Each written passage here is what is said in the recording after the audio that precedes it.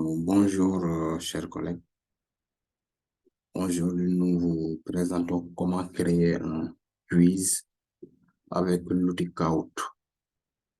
Voilà, la première chose à faire, c'est d'abord mettre l'adresse qui vous permet d'ouvrir un compte ou bien se connecter. On va mettre kahoot.com.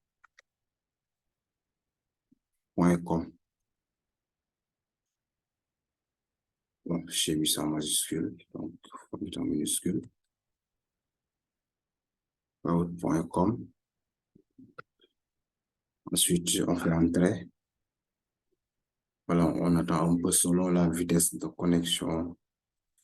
On va voir maintenant une page qui va apparaître. Voilà. Maintenant, à ce niveau-là, si on a un compte, déjà, on va cliquer sur Login. On va cliquer sur Login pour pouvoir se connecter. Si maintenant, c'est là où on va cliquer pour se connecter si on a déjà un compte. Si maintenant on n'a pas de compte, et on va cliquer sur Sign Up. C'est nouveau-là, Sign Up. Sign Up va nous permettre de créer un compte. Une fois maintenant, selon ce que vous voulez faire, nous ici, on va faire la simulation avec d'abord Sign Up, c'est-à-dire nous voulons créer un nouveau compte. Si on clique sur Sign Up, maintenant on va s'enregistrer pour pouvoir créer un compte. Là, on vous demande quel est le compte que vous voulez. Est-ce que vous êtes enseignant? Est-ce que vous êtes étudiant? Personnel, quelqu'un qui veut juste créer un compte, pas forcément un étudiant ou un enseignant. Un professionnel, quelqu'un qui est dans le monde professionnel. Est-ce qu'il veut créer le compte ou pas? Maintenant, c'est à vous de choisir. Supposons par exemple, voilà, c'est un enseignant qui veut créer le compte, il va cliquer sur enseignant. Et là, maintenant, on lui demande son lieu de travail. Où est-ce qu'il est? Est-ce qu'il est à l'école? Est-ce que c'est l'enseignement supérieur, administration scolaire, entreprise ou autre? Bon, je suppose que voilà, c'est une école. On va cliquer sur école. Après, maintenant, là, on va vous demander l'adresse mail. Vous mettez votre adresse mail. Vous mettez l'adresse mail ici. Là. Ensuite, ici, vous allez mettre votre mot de passe.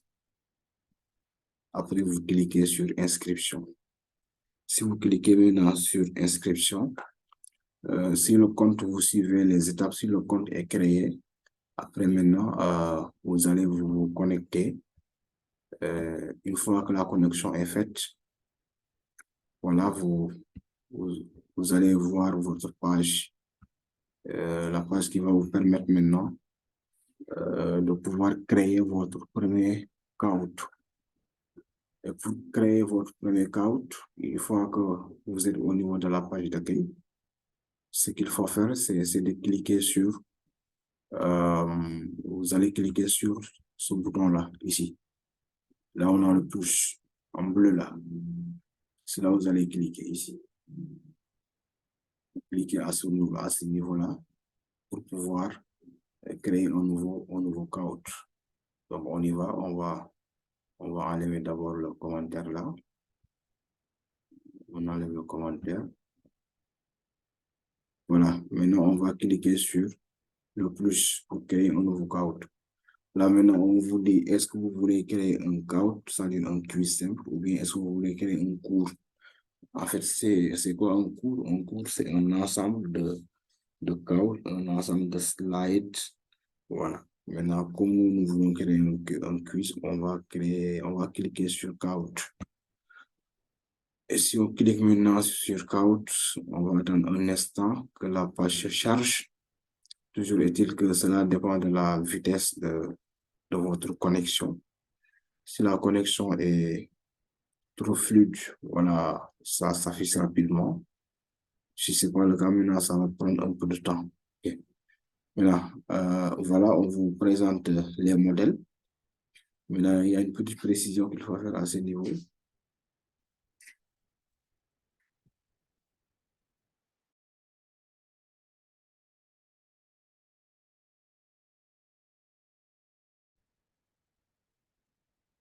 Là, maintenant, une fois qu'on est à ce niveau-là, là, vous voyez ici l'étoile là, cela montre que si on travaille avec la version free, c'est-à-dire la version libre, là, on ne pourra pas utiliser ce modèle, de même que celui-là. Par contre, les autres modèles, on peut les utiliser. Comme aussi, on peut créer un caout vierge. Voilà, avec un caout vierge, on n'aura pas de modèle, mais c'est à vous d'arranger, d'organiser les diapos comme vous le souhaitez, en fait. Donc, on va cliquer sur créer. Voilà. Comme je le disais tout à l'heure, là, il n'y a pas de modèle, il n'y a pas de thème. C'est vierge, c'est à vous de charger des thèmes et tout ça.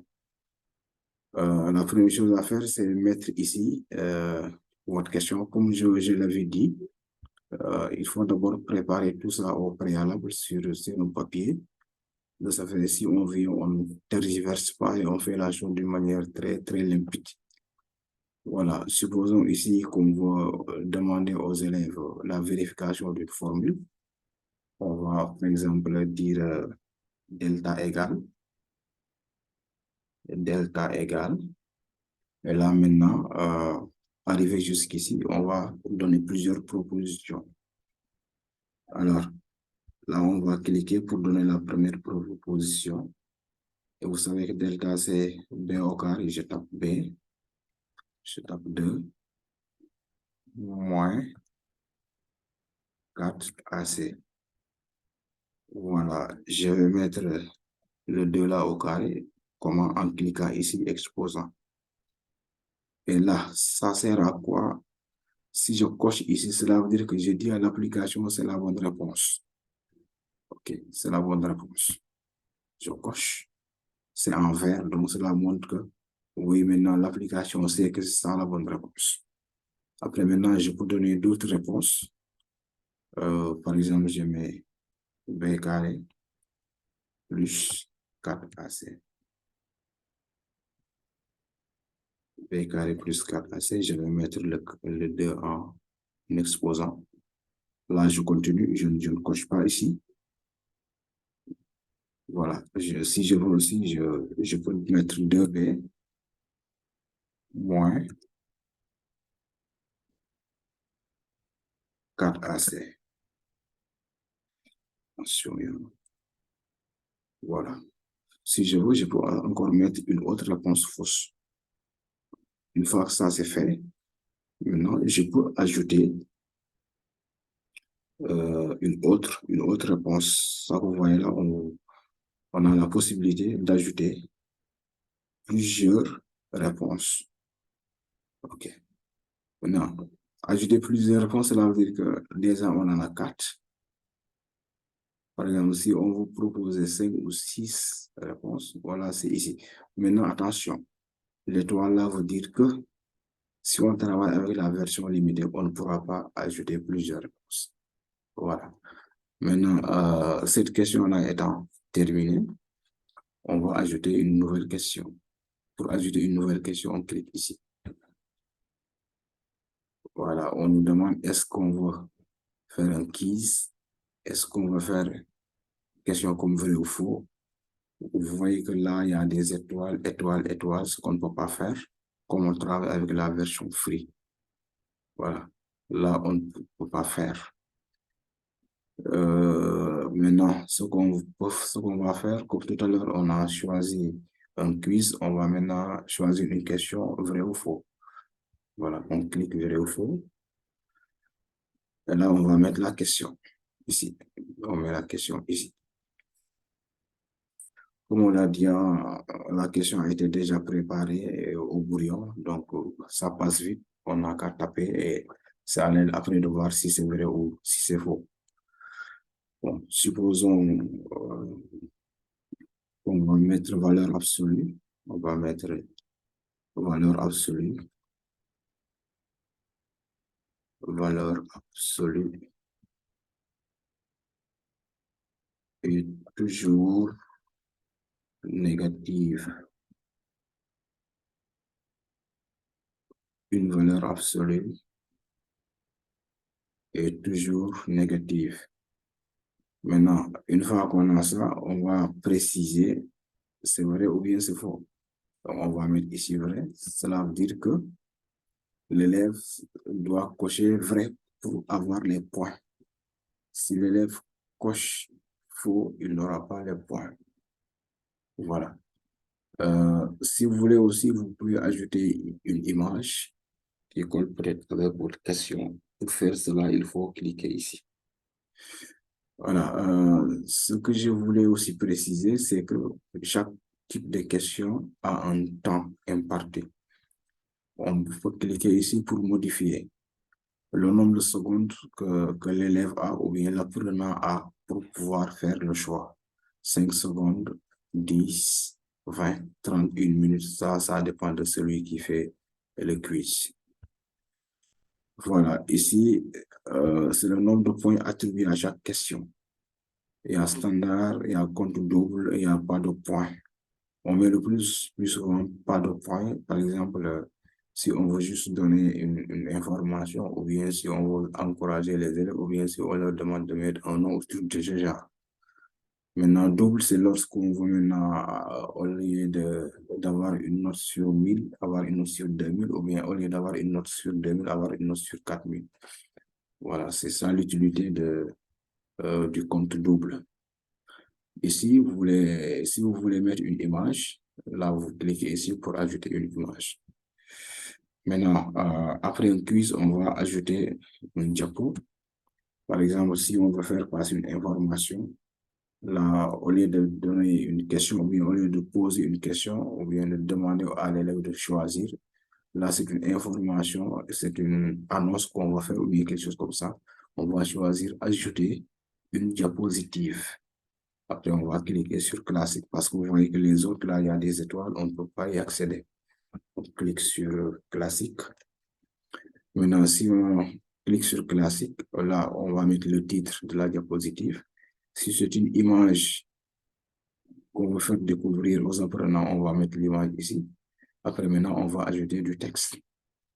Voilà. Maintenant, la diapositive peut être sous cette forme-là. Là aussi, c'est un choix à faire, mais malheureusement, on n'a que cette possibilité-là. Toutes les autres, on ne peut pas les mettre car on travaille avec la version free. OK. Voilà, si tout ça est fait, maintenant on va enregistrer. On va enregistrer. Mais avant d'enregistrer, il est préférable de cliquer sur prévisualiser pour au moins avoir une idée de ce qu'on a, une idée de ce qu'on a fait avant de passer à l'enregistrement. Voilà. Maintenant, on suppose que tout est OK. On va cliquer sur enregistrer. Voilà. Maintenant, là, on nous dit ce code ne peut pas être lu. Tu dois saisir toutes les questions avant de pouvoir lancer le code. Donc, vous voyez que tout à l'heure, la diapo là, il n'y a pas d'information, ni titre, ni texte, ni rien. C'est pourquoi on nous demande de faire une correction. On va revenir pour corriger. Donc, voilà, qu'est-ce qu'on va dire? Info. Et là, une fois qu'on a info, si on veut mettre une image ici, on va la charger à partir de là. Si on veut mettre du texte, par exemple, faites attention. Faites attention. Voilà, c'est une information. À partir de là, je peux encore cliquer sur enregistrer. Maintenant, une fois qu'on clique sur enregistrer, on nous demande de donner un titre au cas. Le plus souvent, il est préférable de donner un titre qui colle avec le contenu en réalité du caout. Bon, je vais dire seconde L, maths, par exemple. Seconde L, maths. Je peux aussi mettre une description si je veux. De ce fait, si on voit la description, on aura une idée du contenu du quiz. Après, je clique sur continuer. Voilà, maintenant on attend. que tout soit fait.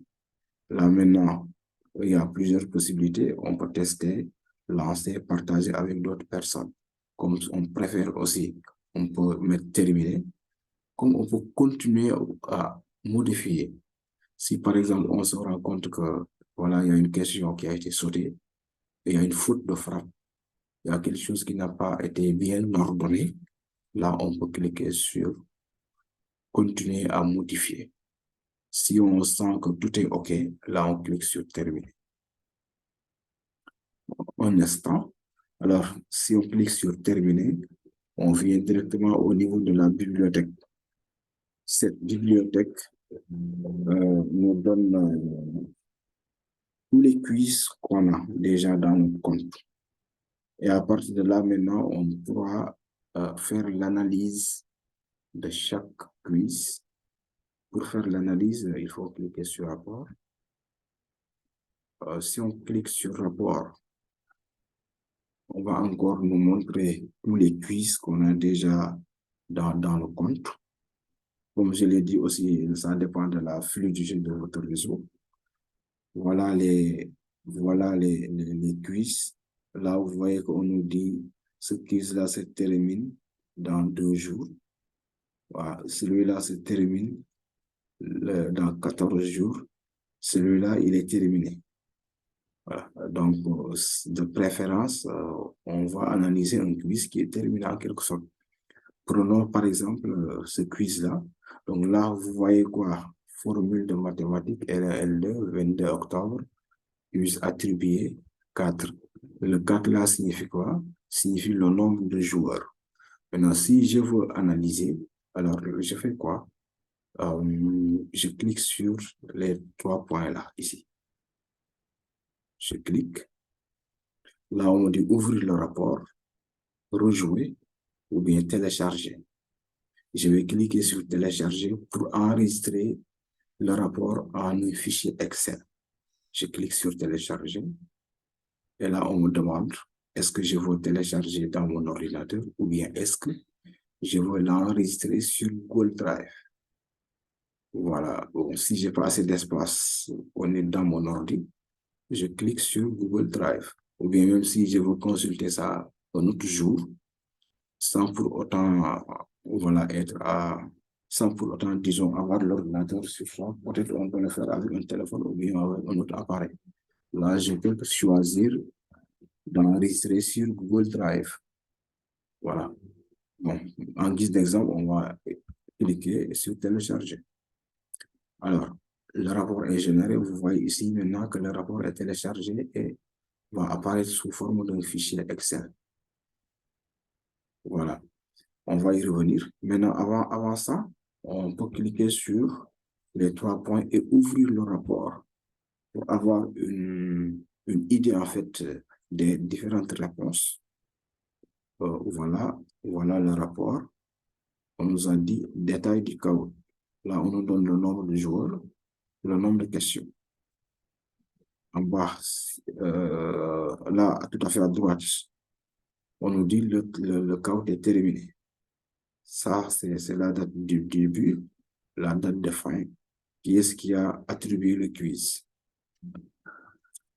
Voilà, ici, on voit les statistiques. Non terminé 0, cela veut dire que tout le monde a terminé.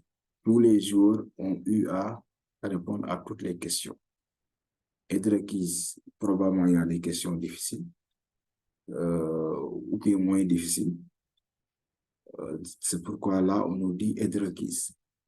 Question difficile, probablement il y en a une, parce que d'après le rapport, il y a au moins quelqu'un qui a jugé que c'est difficile selon les réponses. Voilà. Et vous voyez ici, peut-être la question difficile, c'est la dérivée qui pose problème à certains. Là, on vous dit 25% de bonnes réponses. La moyenne, c'est 2,94. Disons la moyenne, le temps que les apprenants ont eu à faire pour répondre à toutes les questions. Voilà. Maintenant, on va essayer de voir le rapport au niveau du fichier Excel.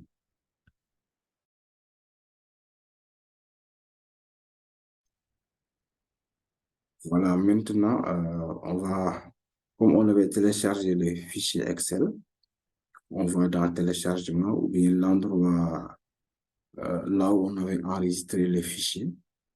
On va là-bas, on le charge, et on l'ouvre et le voici.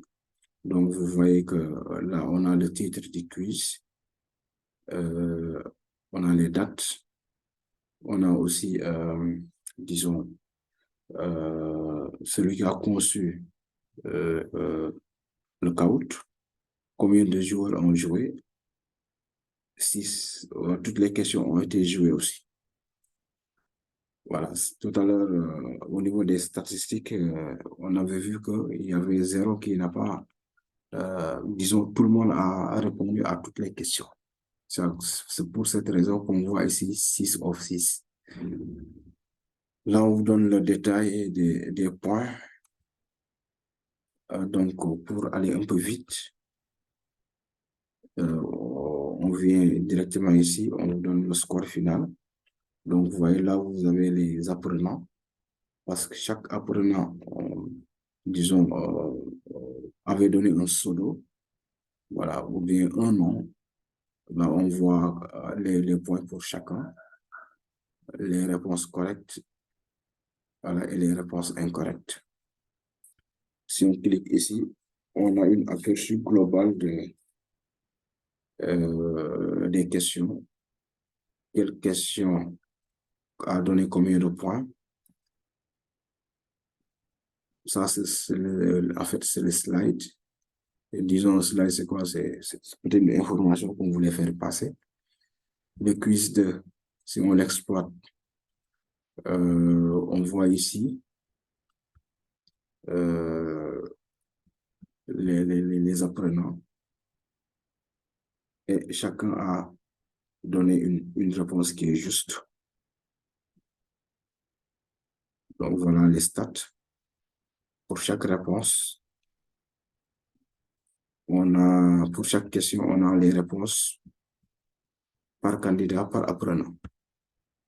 Quiz 3, ainsi de suite. Si on clique ici, on voit les autres quiz, quiz 4 et quiz 5. Avec ça, on aura une idée de qui a compris, qui n'a pas compris, qui a trouvé, qui n'a pas trouvé. Donc, vous voyez à ce niveau-là, ceux qui ont raté et ceux qui ont trouvé. Voilà, donc avec ça, on aura une idée en réalité de qui a compris, qui n'a pas compris, afin de peut-être pouvoir faire une remédiation, quelque chose comme ça.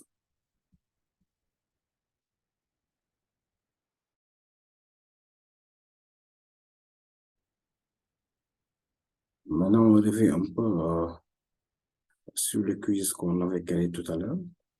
Parce que si on crée un quiz aussi, il faut l'attribuer aux apprenants afin qu'ils puissent s'évaluer.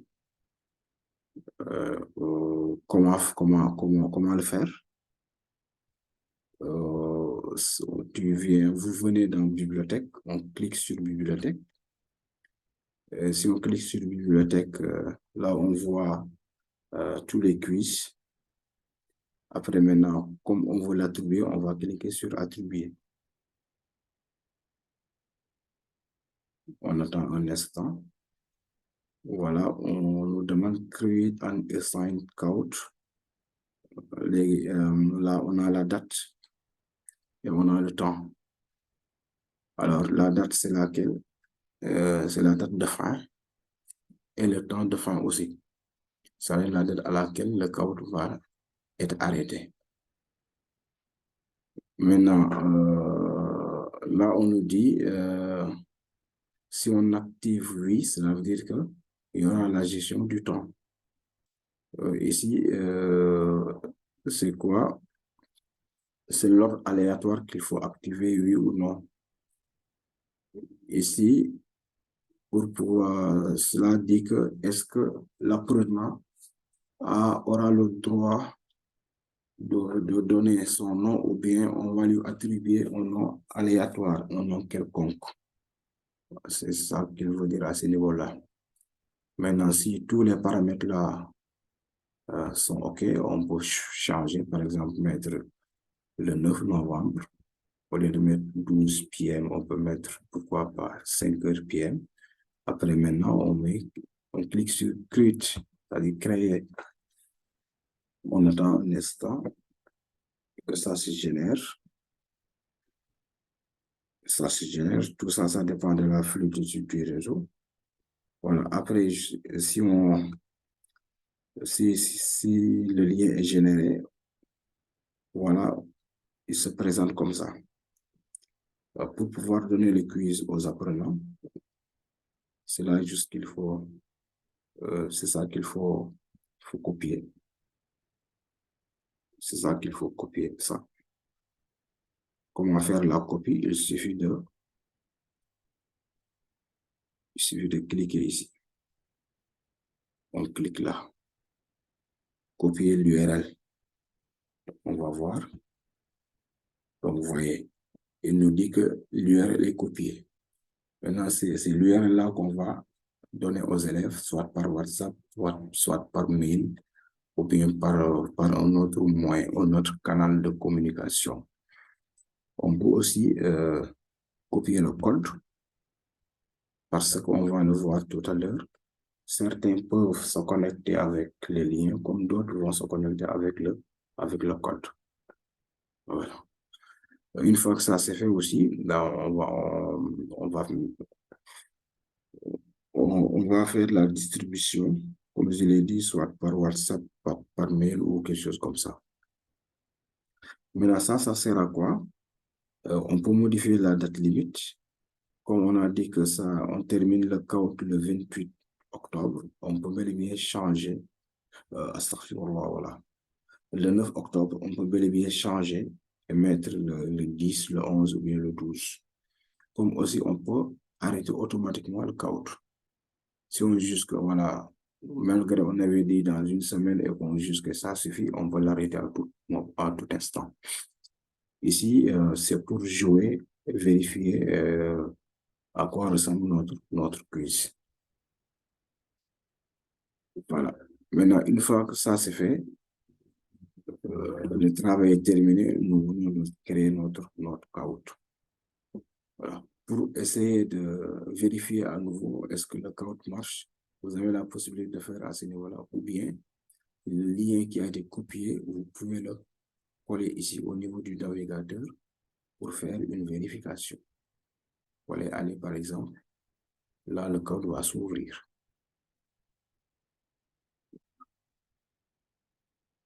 Un instant. Maintenant, pour ceux qui ont le code, pour faire le test, pour ceux qui ont le code, pour faire le test, alors on va entrer l'adresse caout.it.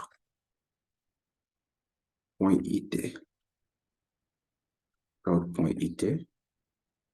On valide et on attend. L'attente aussi dépend du réseau. Là, on va coller le code qui a été copié tout à l'heure au niveau de l'application. On colle le code ici et on valide. Si on valide, on aura exactement la même chose que celui qui a utilisé le lien pour pouvoir jouer au quiz. Une fois maintenant que vous y accédez, on vous demande de mettre votre pseudo, c'est-à-dire si c'est un apprenant, vous lui demandez de mettre son vrai nom.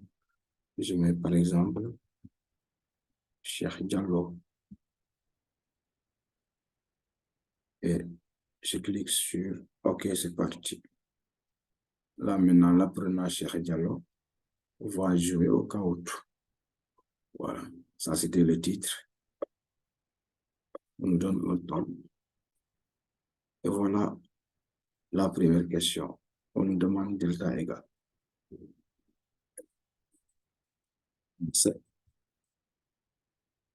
On voit qu'on a exactement la bonne réponse. Après, on clique sur suivant. Comme on l'avait dit au niveau du slide là-bas, pour chaque question, on donne l'ordre. Il y a combien, qui est premier, qui est deux, ainsi de suite. Après, on clique sur suivant pour la question concernant la valeur absolue. C'est virtuel. Donc là, on nous dit série de bonnes réponses interrompues. Cela veut dire qu'on n'a pas trouvé en réalité. Voilà, c'est comme ça qu'on fait le test. Donc, voilà, chers collègues, ce qu'on avait à vous proposer et nous vous remercions de votre attention.